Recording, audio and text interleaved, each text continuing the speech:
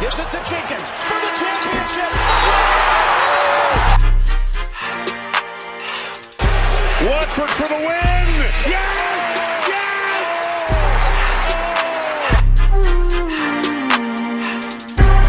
And the superior team all season long was the superior team tonight. And the Kentucky coronation is complete. Champions 2012.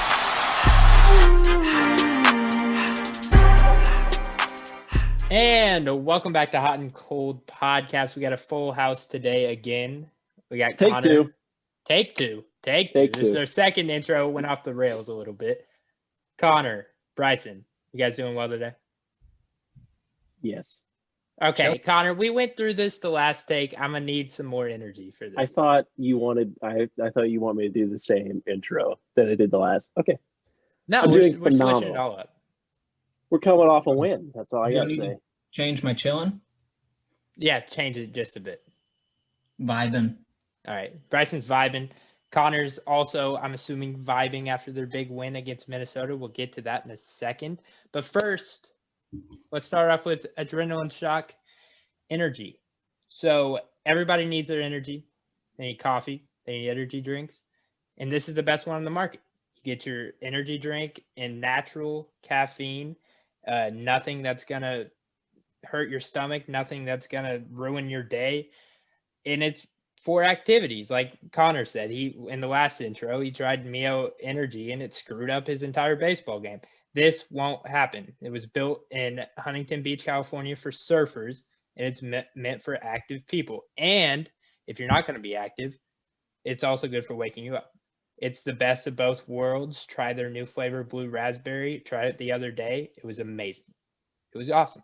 See, I feel like I need to be active for this, though. Like I don't move. I mean, you don't move anymore. And nobody really moves. Nobody can go anywhere. Yeah, that's the bad part. Yeah. I mean, we're snowed in. We got how many inches of snow? Bryson. We got quite a bit. I have seen that they have a cotton candy flavor. Yeah. Yes. If that's your cup of tea. That's intriguing. Is it? That is really intriguing. I'll tell you what, my favorite flavors, I'm going to power rank them. I didn't know we were going to spend so much time on A-Shock. Let's do it. My favorite flavors, top 3, I'm going black, purple, white. I'm telling you. What are the names for those, though? Yeah. You see, it's like Gatorade. I never learned the names of the Gatorade flavors. I always know by the color. Okay. Well, that's I'll look it up for you. I know one of them is frozen ice. I think that's the white okay. one. Brant mentioned that one. What about Yeah, Shockwave? Shockwave. I haven't heard of that. Oh, That's another one. We were doing some research. Well, we were looking it up. I think that's the black one. Okay. And then That the one sounded intriguing. purple one is, this is a word I just learned how to say, by the way, acai berry. Oh yeah, you know what? I saw that the other day, and I was like, "What's an acai bowl?" Right. That's how I always used to say it Yeah. until my girlfriend was like, "You're way off." Like I said, we Yeah. were in California, and we were like going past, those thrifty shops that have all the weird flavors and everything. And I'm walking by the store. I was like, "What's the big hype about acai?" And she was like, Yeah. "What did you just say?" And it's acai. Yeah. It's one of their best flavors. Blue Raz it's getting up there though. It's getting up That there. sounds good too. So anyways, To try it. yeah, you will. Anyways, some more news. I've decided to opt out from ever doing hot and cold again. Finally. I'm expecting you guys to stick up for me and definitely not call it quitting. All right. All right. Well, that's Sounds what like Jalen Johnson did. That's the norm in our society today. It's So. very, very normal.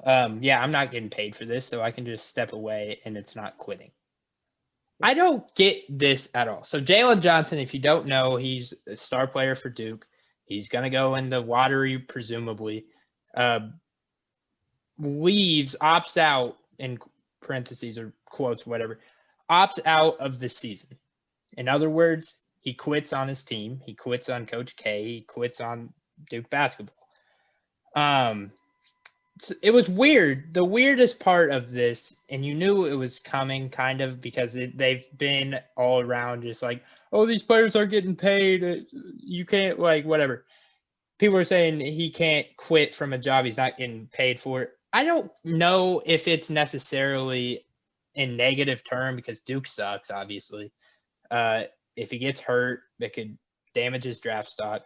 I don't know if it's like negative, net negative, but it's quitting. No matter if it's positive or negative, it's definitely quitting. I don't know what is wrong with people are just acting like that's such a bad word to say. He's quitting on his team. You leave your job, you're quitting. No matter if you're getting treated badly or not, you quit. So I don't know. I just think this is a blanket term you can just use to not have negative connotations on you when you're just leaving something that you have unfinished business with. Anyways, like, here's my thing on that. Like, I think he kind of came out. He had his little sappy post or whatever, and I think they referenced injury. Like, if that's the case, don't say you're opting out. Then just say you're shutting down due to injury. Yeah. Then nobody will say anything about it. They'll just, okay, he's hurt. That it makes sense. Yeah. He quit. He quit. There's Bryson. no other way. There's no other way to put it. Bryson, what do you think?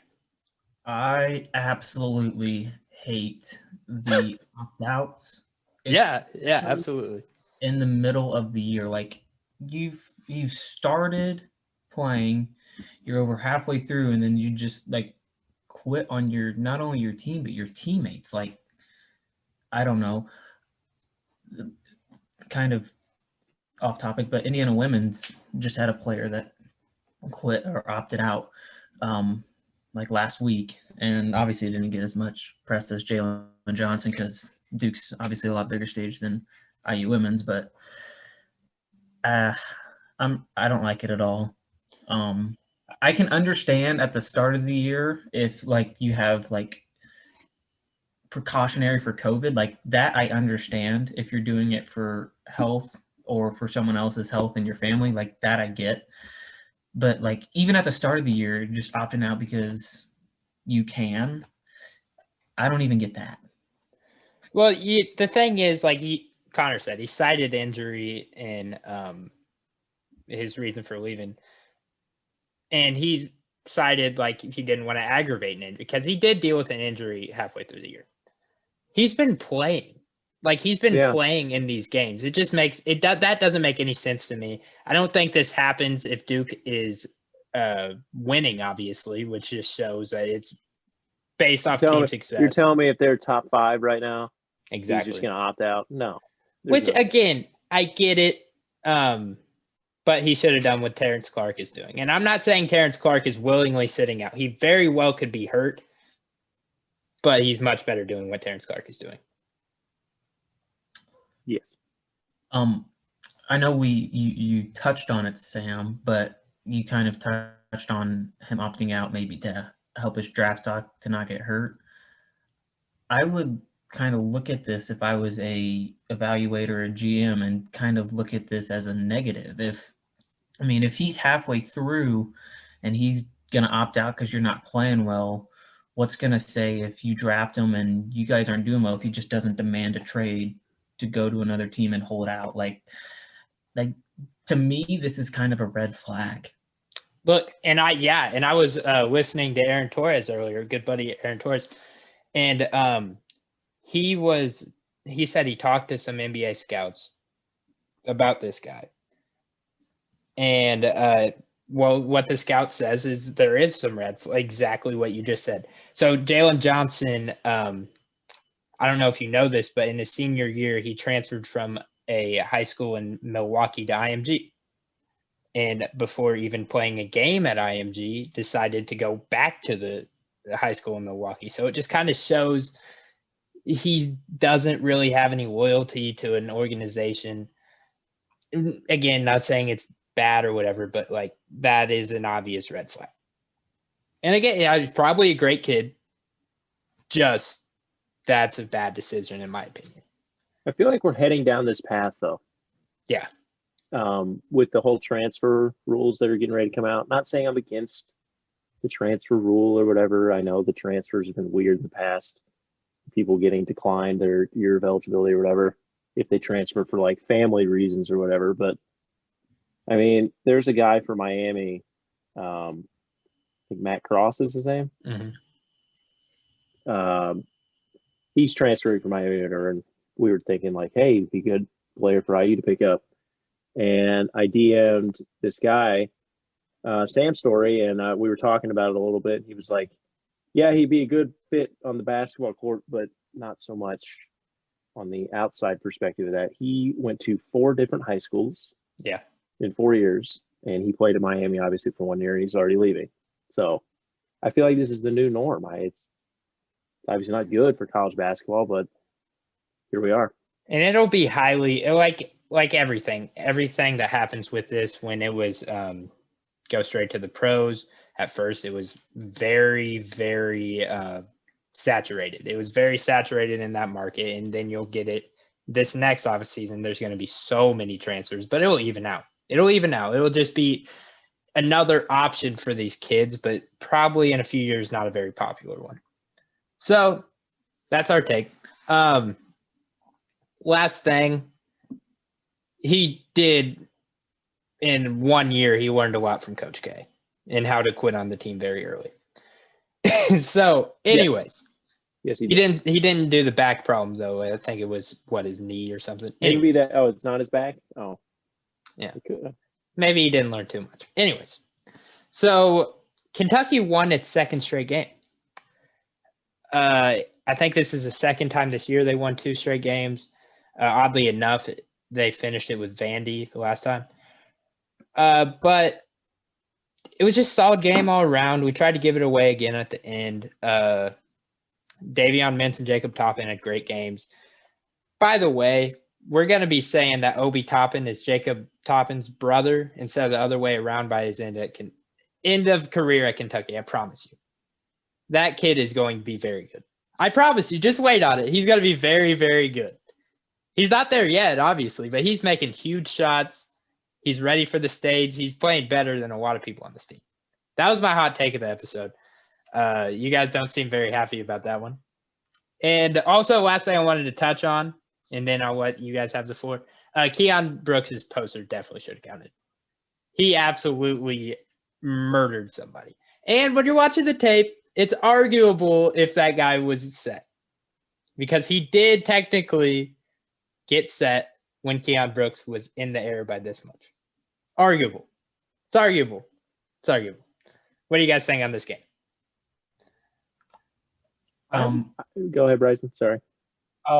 So to address the first thing that you talked, I'll just start with the Keon thing. That was not even gonna lie, that was a really cool dunk, but the dude was set, and then it was close. It was close, but he was set, and then everyone's like, "Oh, terrible call! Like, it's bad for college basketball." Like, it's not bad. Like, and I know I'm screwing with you guys, but that dunk was amazing. It was, yeah. And I think that charges are overcalled in college basketball. Like, anytime anyone sets up, it's called. So I think that's another issue. Yeah. Very cool dunk. The Jacob Toppin being. It was a joke. Oh my gosh. No. You say it was a joke, but I think these Kentucky people are serious. No, I made that up. I haven't seen that on Twitter. I don't think anybody else is saying that. I think Jacob Toppin's going to be very good, though. I think he will be a very good player at Kentucky by the end of his career. I'm not saying like first round pick, but like right good college player. Right now, they're at quite a lack for talent. So, yeah. What does very good at Kentucky mean right now? Is it Well, I think you can see from the past 11 years what very good at I'm Kentucky just talking to the future. But I was really impressed with Vandy's big man. I don't want to mispronounce his name. Sabu. Bryce and I were trying to pronounce it. Yeah. Is that who you're talking about? Yeah, he's the guy who always dominates Kentucky. I think is what you Yeah, I said. mean, double every time he plays Kentucky. There's always Really one of those good. guys. He Yeah. looked good. I'm going to ask you this though, because I again don't watch SEC basketball very often. Actually, we did watch the Disu. DC. Okay, we did watch the Kentucky Vanderbilt game until the IU game started. I really like Scottie Pippen Jr. I think he's good. Mhm. Why is he at Vandy? Beats me, man. It's from that year. I don't want to get wrong when he came in, but like when you remember like Garland and Shattuck went there. They've been The year getting after? yeah, I think it was the year after, but Shattuck was still there. I think they've been solidly getting some of these not top guys, but like the tier under that. I mean, it hasn't worked out exactly, but They've had No, like 2 lottery picks the last 2 years. Aaron Nesmith, absolutely. Darius Garland. Like they have talent. Yeah. I don't they've know. got Stackhouse, right? Yeah, Stackhouse. Stackhouse. Just preaches I mean, that's shooting the three. got to be the NBA connection a little bit for the reason they're getting Oh, absolutely. recruits. But Hey, and by the way, Kentucky did a very good job at shutting down Scottie Pippen Jr. for most of in the game. first half, Yeah. first half. Yeah, went 0 for in the first half. I think with 10 minutes left, only was like 2 of 14 or something. They did a really good job on him defensively. They started getting terrible, like just fouling at the worst times, putting him on the free throw line. I think at one point, Vandy was in with like 12 minutes left. Vandy was in the bonus, and Vandy hadn't fouled Kentucky once yet. It was an absurd stat. Kentucky needs to work on that. Obviously, it's still the same team. You can see that, but you can see them growing a little bit. There's obviously growing pains, but they're growing game by game. They're winning the SEC tournament. Yeah, I said that too. Oscar Tshiebwe with the half court shot is going to turn the entire season around. So let me ask you this before we move on. Yeah. Say they win the SEC tournament. Yeah. What seed are they? Probably an 11 seed. Is that the lowest they can be? I mean, Maybe they a should 10 be a seed. 12. They should be the lowest possible seed. I mean, the lowest possible seed for automatic bids is a 16 seed. That's the lowest possible seed. They're not going to be that. They should be like a 15. If they go on a run from here on out in the regular season, I'm just saying, hypothetically, Okay, sure, yeah, I don't think it's going to happen. But if they go on a run and somehow sniff 500 and then win the SEC tournament, okay, yeah, they're going to be like a 8 or 9 seed. How many games do they have left? Oh gosh, They probably only have like 3 or 4, right? Let's see. Yeah, 4 games, and that includes at Tennessee, A&M, Florida, and at Ole Miss. So Honestly, maybe they go 3-1. Win all 4 of those. You could probably win all 4 of those. They probably could. And I don't know how Tennessee is doing right now. They've been struggling lately, though. They blew out South Carolina. Maybe they'll get back on track. Maybe they won't.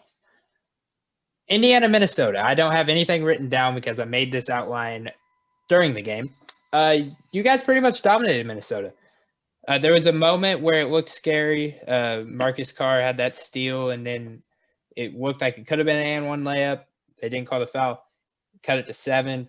You guys held strong, though. Trace had another big game, 20 and 10. I don't know. It's a big win. Obviously, for Connor, it was a big win. A little bit of foreshadowing there. But I don't know. Indiana maybe turned the corner a bit. Maybe they get back on track, finish the season strong, but who knows? What are you guys' takes on the game? Got 2 very winnable games coming up here. Yeah. Like if they win their next 2, they're probably in. Like for sure. I'd assume I would so. think. Yeah. I mean, Michigan State just lost to Purdue and they went up in the net 2 spots. So I don't even look at the net. I don't even look at the net anymore. Well, the net hates the Big Ten for some reason. Like it's very weird. Yeah. Like I don't understand it. Other than that, yeah, tonight was good night. Jerome Hunter, career high tonight. It's good to see. So you said very winnable games, and I agree. But at Rutgers is going to be very tough. Yes, It's going to be a very tough game. but they lost. They lost at home, so I'm kind of hoping get a little. Let's just hope they Yeah. don't have the struggles like the hangover after this win. Because when you look at their schedule, it is absurd. Like, obviously, they beat Northwestern in OT, but like after the first Iowa game, they went and lost to Rutgers, and then decided even farther. Wait, no, I'm going the wrong way. Never mind. Indy, after the loss to Maryland, or win to Maryland, the loss to Wisconsin, it's just a hangover almost after every win. So let's see what they do. Bryson, what do you think? Yeah, I think it was a good win. It would have been a really bad loss considering Minnesota is atrocious on the road in the Big Ten. But, I mean, a win's a win. Yeah. We take them where we can get them. And like Connor said, these next two games are both Rutgers on the road will be tough, but I think in terms compared to Michigan and Purdue, which is how they end their season, if they can win these next two, they put themselves in a really good spot to, if they lose both of those, they're still right kind of in the mix of it. And if they steal one of those last two, then they're in a really, really good spot. So kind of a little bit hopeful. Look, these next two games are crucial in my opinion. Yeah, I mean, brutal Michigan and then going at Purdue. That is absolutely brutal to end the schedule. But and again, I took back every take I said about Michigan. They're good. They're freaking good. So I don't know about your guys' chances with them, but nice win at Minnesota though, or against Minnesota. We have a very short podcast, but I want to get to this because Nick Norris, obviously one of the biggest fans of Hot and Cold. Ayo Dosunmu is that man. He should be in the National Player of the Year conversation. Obviously, I think Garza, Kispert's in front of him, maybe Butler, but man, Baylor hasn't played in a long time. I think Ayo. Yeah, Connor, you think he's going to be not a great NBA player? No. What is your take with that? Why won't he be a great NBA player? I don't know. I just don't think he's that good. You don't think he's any good?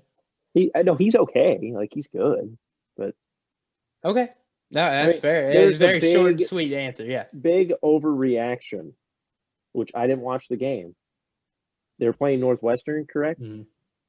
Like, I checked the stat line and I kept seeing like Ayo's clutch, blah blah blah blah, and I'm like checking the stat line, thinking I'm going to see like a 30-point game or something. Yeah, absolutely. Didn't even lead his team in scoring. I get where you're coming from, but it's just the fact that he struggled all game scoring. He only had 5 points leading up to like the last 3 minutes of the game, and he hit 2 clutch threes to kind of put Northwestern away. That was what was impressive. He just kind of turned the switch like that. He became on fire, couldn't miss. There you go. I mean, that's what Ayo is. He's a last 10-minute player, and he plays his heart out in that. But short episode. Just wanted to put something out because of the Jalen Johnson news. I'm not quitting.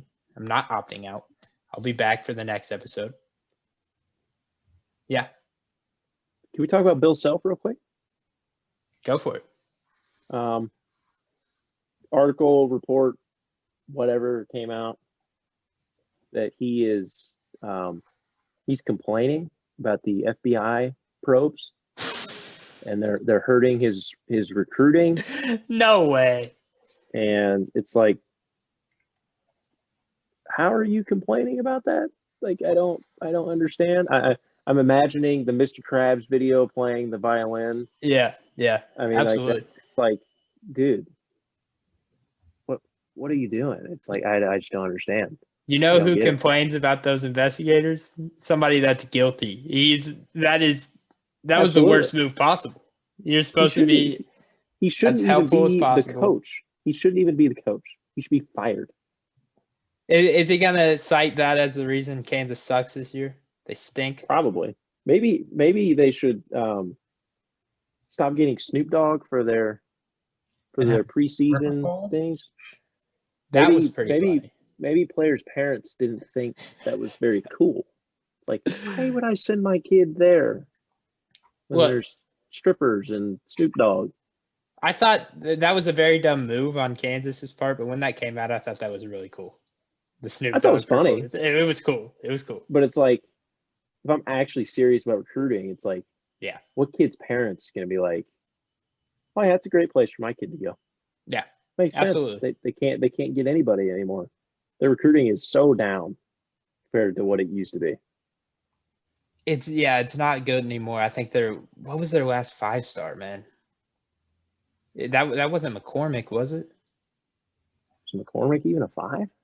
He was a McDonald's All-American. Oh my god! And then Jalen Wilson obviously Billy Preston.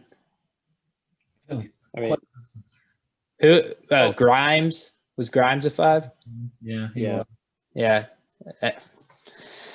Recruiting's down a bit. Also, I don't think he'll get fired, but no, he's pretty much untouchable. There's a couple guys in the coaching tree that the media just loves. They're pretty much untouchable. I mean, you got Coach K, Bill Self, Roy Williams, just guys like that. They're not going to get touched by any of these FBI investigations. Kansas is going to be fine. This is like deja vu. I had this conversation last year about it. I can't believe these FBI probes are still going on. It's ridiculous. I don't understand the purpose of them. Mm-mm. They don't do anything. So why are they even investigating? It's not like anything comes of it. Like Will Wade, Sean Miller, and Bill Self, like how do these dudes still have jobs? I mean, Will Wade was caught red-handed. Literally. Nothing. Literally caught red-handed. Sean Did Miller, they even the do a same self-ban? thing. Did LSU even self-ban, or are they still eligible for the tournament? No. Auburn and Ole Miss self-banned. Yes. Okay. Ole Miss is cheating. I don't know why that happened, but I'm almost positive Ole Miss is self-banned. I don't know why. The NCAA needs to just come in and just put the hammer down. Yeah. Well, the funny thing was when Auburn self-banned, the NCAA was like, well, that's just not really going to do anything. Like, we're still going to punish you. So I don't understand the self-ban. It's like, and these teams are like Auburn did it this year clearly because Bruce Pearl knows they're not going to make the tournament. So he's like, self-ban. We'll do it this year. We're not good. Could have done it last year, or the year before, but we actually made the tournament. Didn't want to do it. So it's like, it's dumb. Well, sorry, Bryson, what'd you say? And then the NCAA comes out and punishes Oklahoma State. Exactly. For something that's not their fault. Yeah. Nobody on that staff was involved. A completely new coaching staff. No player on that team was from that era, and they get the hammer because they're a small school. How dumb is that for the NCAA too? Again, they're losing people to the G League. Yeah. The number 1 or whatever, number 2, whatever Kate Cunningham was, goes to Oklahoma State, and you're just banned, postseason ban. It's like, look, I love college basketball, but the NCAA is one of the dumbest organizations for that reason. Just doing stupid stuff like that. Just not even look, I get the whole blue bloods make the world go round in NCAA, but can you imagine how much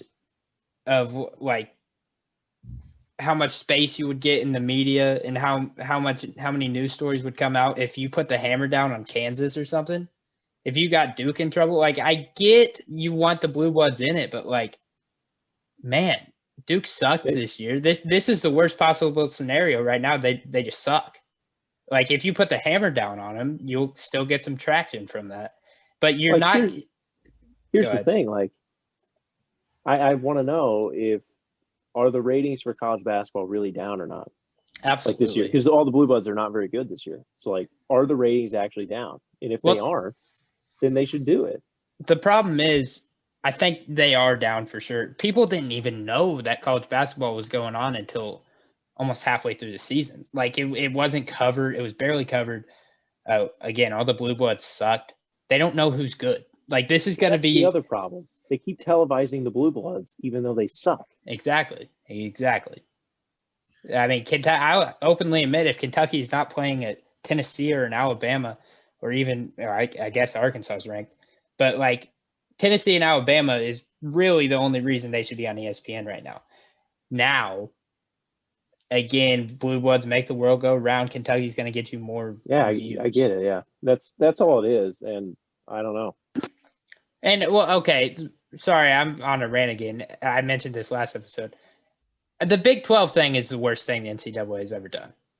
I mean, the Big 12 is probably like one or two best conference in the nation right now. It's competing with the Big 10. We have different views on who's one, who's two, but the fact that a lot of those games. Wait, hold on. You think the Big 12 is one? In certain aspects, yeah. I think at the top. We have two one seeds. But still, I like Baylor a lot. Well, sure, but Baylor's, and I like West Virginia a lot. Over your Illinois team? Over Michigan? They're both Final Four teams. You can only have so many Final Four teams. That means and I have four.